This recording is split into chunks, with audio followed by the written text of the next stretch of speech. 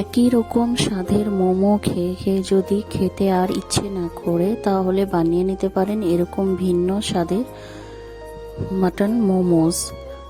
এই মোমোসটা বানানো খুবই ইজি, আপনারা চাইলে চিকেন দিয়েও এটা তৈরি করে নিতে পারেন। আমি এখানে মাটন দিয়ে তৈরি করেছি।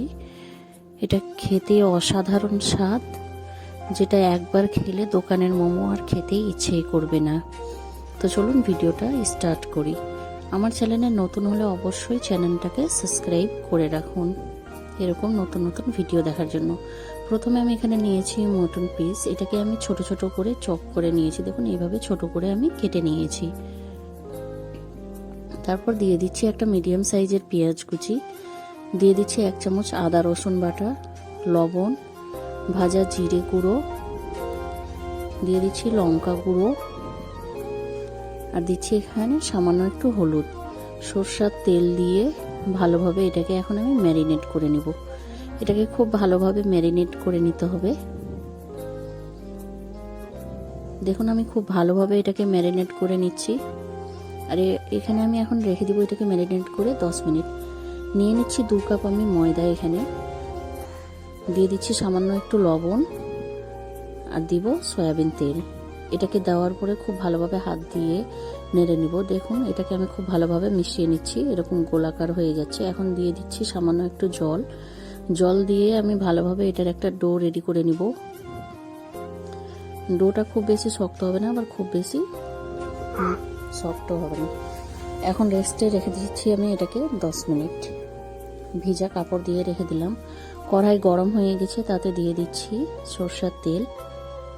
তেলটা গরম হয়ে গেছে, এখন আমি দিয়ে দিচ্ছি ম্যারিনেট করা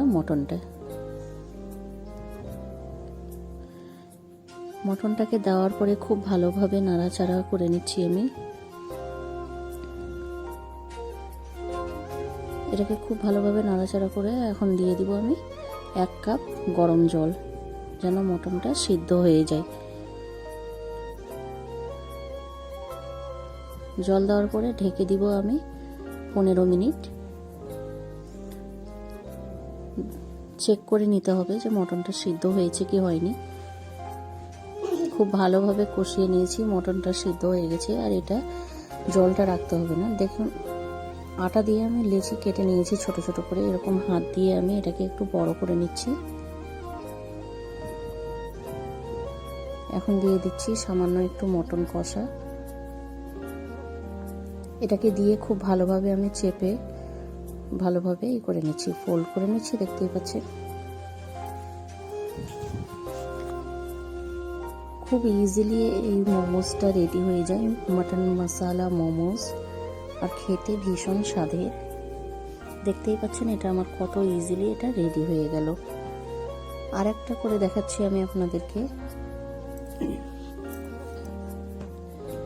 আবারও দিয়ে দিচ্ছি মটন কষা, দিয়ে এটাকে খুব ভালোভাবে ফোল্ড করে নিচ্ছি আমি।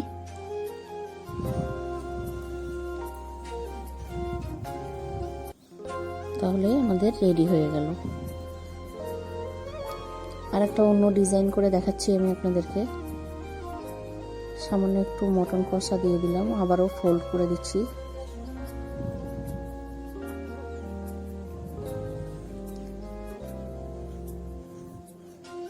এভাবে হাত দিয়ে আমি ফোল্ড করে দিলাম। দেখতেই পাচ্ছেন এটা আমাদের রেডি হয়ে গেল। আমি এখানে 2 রকম ডিজাইনের বানিয়ে নিয়েছি, দেখতেই পাচ্ছেন।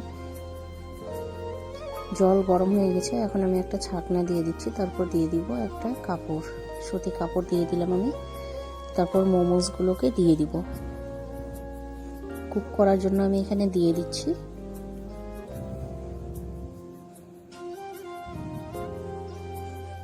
দেখুন কত সুন্দর লাগছে মোমোসগুলো দেখতে।